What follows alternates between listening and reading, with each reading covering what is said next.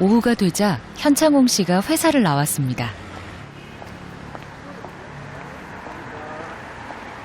발걸음이 바쁩니다. 우체국에 협약서 발송해서 저희가 환불을 받아야 되거든요. 그거 발송하러 가는 거예요. 이것도 인턴 업무 중에 하나예요? 네, 아직까지 일을 배우는 중이라 제가 도와드리는 마음으로 이런 것들을 하고 있어요. 37년 전 초심으로 돌아가 다시 출발선에 선 현창홍 씨. 오늘도 최선을 다합니다.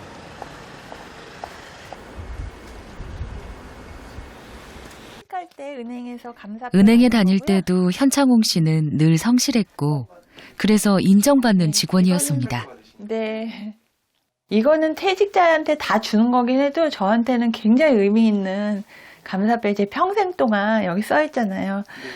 은행에 헌신하신 귀하의 아름다운 청춘과 열정이 은행의 위상을 드높이고 오늘날 반석에 오르게 하셨습니다. 여기 청춘과 열정이 예, 그래서 감사패 이거 굉장히 소중하게 생각하고 있어요. 말 그대로 청춘을 바친 직장이었습니다. 상업고등학교 3학년, 20살이 되기도 전에 현창홍 씨는 은행에 들어갔죠. 7, 80년대 은행은 기업의 돈줄이었습니다. 발전하는 경제와 더불어 함께 성장했고 그래서 안정적인 직장이라는 인식이 강했습니다. 당시 현창홍 씨를 비롯한 많은 여성들이 집안의 강요로 상업고등학교에 진학했고 또 은행에 들어갔죠. 배움에 대한 목마름 때문에 일을 하면서도 대학을 2군데나 다녔다는 현창홍 씨. 돌이켜보면 그 시절을 어떻게 견뎠나 싶습니다. 허무라고 해서 지점장님 비서처럼 그 업무를 담당했는데 지점장님께서 자리에서 띵동 이렇게 누르면 사인벨 누르면 제가 막 뛰어들어가야 돼요. 지점장님 부르셨습니까? 그러면은 저희 가서 커피 한 잔 빼와요. 막 이렇게 존댓말도 안 쓰고 그런 일부터 시키더라고요. 이제 지금처럼 뭐 이렇게 봉지 커피가 있는 것도 아니고 해가지고 나가가지고 커피 타서 설탕 넣고 프림해서 갖다 드리고 또 일하다가 띵동 하면은 뭐 신문 며칠자 찾아가지고 가져오라 뭐 이런 그런 일부터 해서 처음에 그 일이 참 힘들었었어요. 그리고 처음에 입행했을 때는 저희 남자 동기들하고 똑같은 날짜에 입행을 했는데도 급여 체계가 달랐어요. 그래서 남행원 급여, 여행원 급여가 달랐어요. 기본 급여가.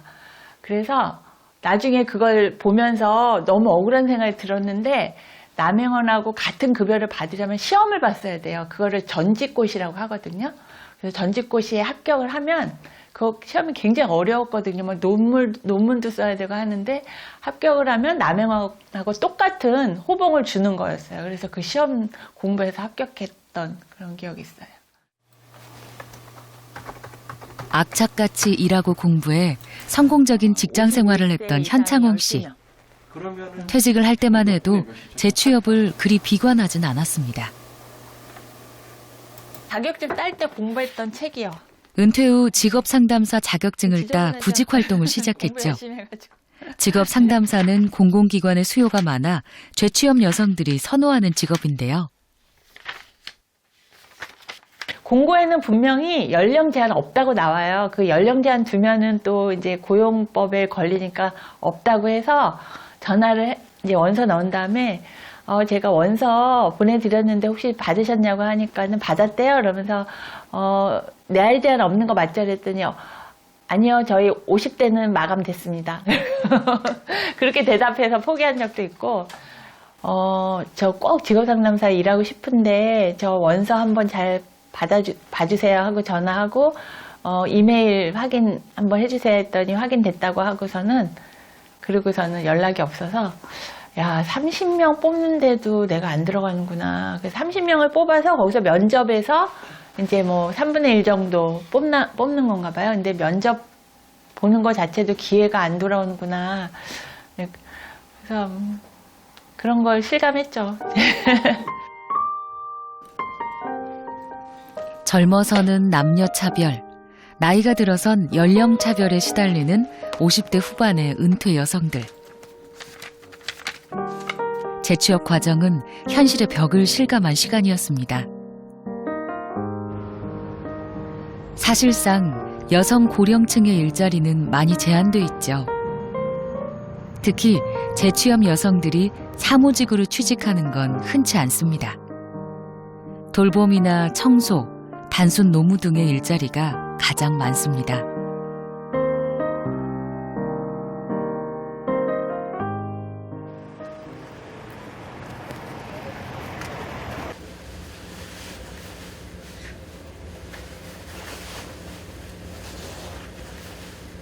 올해 나이 72살의 장계덕 씨.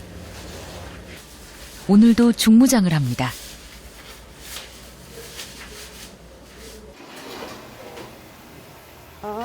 장계덕 씨의 일터는 참기름, 들기름을 짜는 공장인데요. 세척하는 거예요. 네, 깨를. 근데 이게 우리 가정에서 이렇게까지 세척 못해요. 얼마나 깨끗이 되는지. 깨끗하기로는 둘째가라면 서러울 정도. 자부심이 대단하죠? 깨를 씻고 6kg 단위로 말릴 준비를 하고 나면 1차 작업은 마무리됩니다.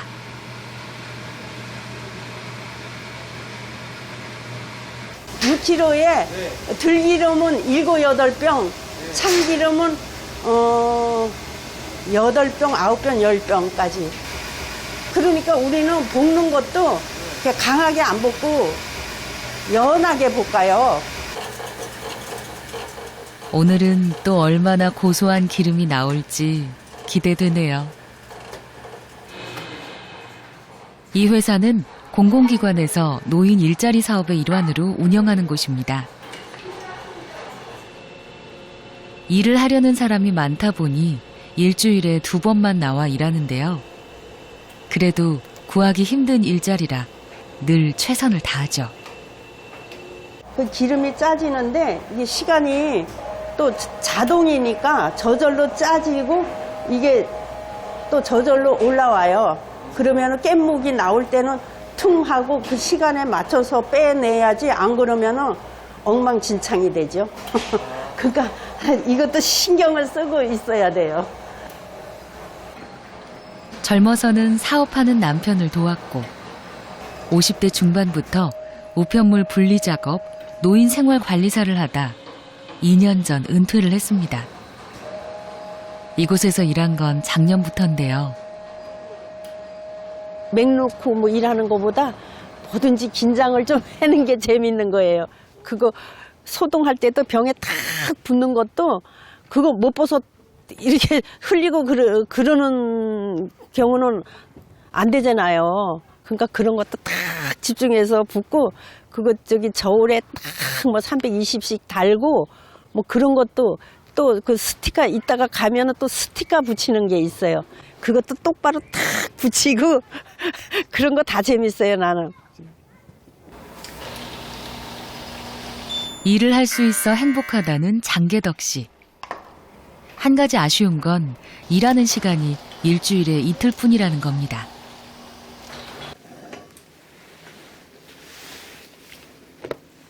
자식들에게 용돈을 받고 있긴 하지만 남편이 은퇴를 하면서 수입이 줄다 보니 좀 더 벌었으면 하는 마음이 간절하죠. 지금은 집안의 실질적인 가장입니다. 한 달에 한 얼마 정도 받으시는 거예요? 56만 원 정도. 나도 꿈은 옛날부터 하도 사는데 힘들어갖고 소박했어요. 아우, 그냥 한 달에 100만 원만 들어오면 내가 굶어 죽지는 않고 먹고 사는 거는 어떻게든 해결이 되니까 내가 한 달에 100만 원만 들어왔으면 좋겠다고 그렇게 생각을 했는데 100만 원이야 들어오지요. 그런데 정말 지금같이 또 그때 생각하고는 또 다르잖아요. 좀 더 있어야지. 이젠 한 가정의 엄마와 아빠가 된 자식들. 두 남매를 키우느라 늘 아등바등한 인생이었죠. 노후를 생각할 겨를이 없었습니다. 무슨 보험 하나 들으려도 힘들어서 못 들었잖아요. 그런 거 있어요. 그래서 또 그렇게 다 대학도 갔고 또 다 안정적으로 직업도 가졌고 그래서 너무 더 이상은 바랄 게 없어요. 내가 조금 지금 노후 준비가 안 된 게 그렇지만서도 지금 60, 70대에 접어든 여성들의 생애 최고 과제는 자식 교육이었습니다. 가난했던 시절, 대학 진학만이 계층 상승의 욕구를 실현할 수 있는 유일한 수단이었죠. 안 그래도 빠듯한 살림, 아이들도 많고 돈 한 푼이 아쉬웠던 그때. 미래를 생각한다는 건 사치와 다름없었습니다. 세월이 흘러 이젠 풍요가 넘치는 세상이 되었지만 자식을 위해 헌신했던 어머니들의 삶은 그리 나아지지 않았습니다.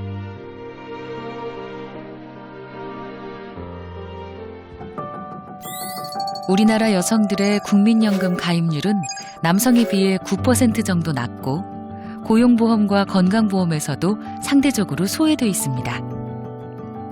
그럼에도 불구하고 평균 수명은 남성들보다 훨씬 길죠. 다른 OECD 국가의 여성들보다 더 오래 일할 수밖에 없습니다.